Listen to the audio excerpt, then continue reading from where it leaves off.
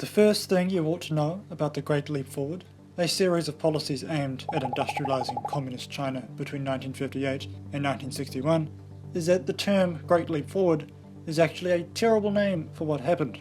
It was, for all intents and purposes, a gigantic step backwards. So what was the program? Why did Mao Zedong launch the campaign? What were its terrible consequences on the Chinese population? Well, let's take a look. The year is 1958. China's revolutionary chairman, Mao Zedong, unveils a new policy at the Communist Party conference in Nanjing. He calls it the Great Leap Forward. Mao's goal was that China should, by the year 1973, have a new, industrialized, centrally planned economy that would rival or surpass its Western rivals. To understand what exactly the Great Leap Forward was, and exactly what it aimed to do, there are two terms of particular significance that we should take note of: collectivization and industrialization. First, collectivization.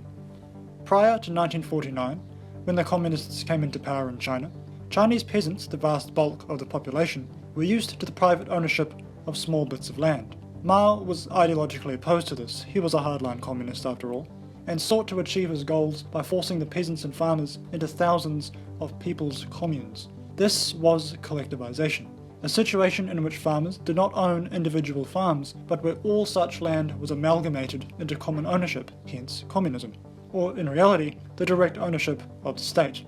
This system was a staple of communist regimes, and, as we'll see in China, one that had disastrous consequences.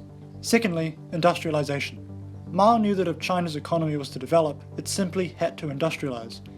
In 1958, China's economy was agrarian, that is, based almost entirely on agriculture and peasant farming. This put it significantly behind its rival Western powers. The Industrial Revolution, for instance, had transformed many European economies from around 1760 to 1840 from their agrarian roots, with the introduction of heavy and automated machinery. Mao wanted to accomplish the same 80-year process with a population several times larger than that of Britain over a period of just 15 years. So, in an attempt to rapidly industrialize China's economy and develop its gigantic agrarian populace into commune-based districts, in 1958 the Great Leap Forward began. By the end of this first year, an absolutely massive 750 million people were forced into some 25,000 such communes across China. Peasant life was fantastically disrupted as private ownership was completely abolished. Farm workers who had no previous expertise in industrial work were forced to start undertaking industrial-level projects. The Communist Party set targets, often highly unrealistic, for production of steel and other necessities that would be produced inside the communes. The communes themselves became so large, some with over 40,000 people, that they could not effectively be managed or run by the local Communist Party officials. In the first year, the Great Leap Forward appeared to make modest gains in industrial output, and the agricultural sector had a relatively good harvest. But as the winter of 1959 approached, it was clear that something had gone horribly wrong. Reports of widespread famine, collapsing industrial and agricultural output, and deep discontent among the peasantry emerged all across China. The Great Leap Forward resulted in one of the most disastrous famines of all time, claiming the lives of between 36 and 45 million people. The failure of the policy was, in many ways, the perfect storm. Firstly, massive numbers of farmers went from producing food to producing steel, in which they had no experience, causing both a collapse in output and substandard steel often made in backyard furnaces. Secondly, the physical capacity of peasants was decimated by a huge emphasis on producing grain, destroying their capability of procuring food. Thirdly, during the years Mao forced the Great Leap Forward on his population, China suffered particularly bad droughts, typhoons, and flooding on the Yellow River, exacerbating what would become known as the Great Chinese Famine. In short, the Great Leap Forward was one of the largest man-made catastrophes in human history. Postscript.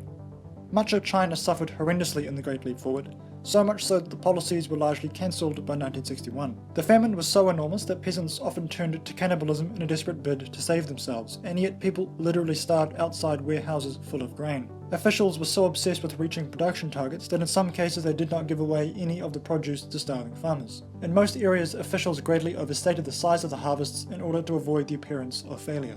With tens of millions dead in just 3 years, Mao Zedong's position in the Communist Party was damaged greatly. Criticized at party meetings and sidelined within its halls of power, he resigned as head of state in 1959, replaced by the more moderate Liu Shaoqi. Mao's marginalization of the party during the early 1960s led him to attempt to reintroduce his style of communism within the government and China at large. He spent much time in this period developing an idea of continuous revolution, something that would set the stage for yet another nationwide disaster, the Cultural Revolution. But that is a story for another time. Hey everybody, thanks for watching this video. I hope you enjoyed it. If you would be so kind as to click that little red button that says subscribe, I would be eternally grateful. See you next time.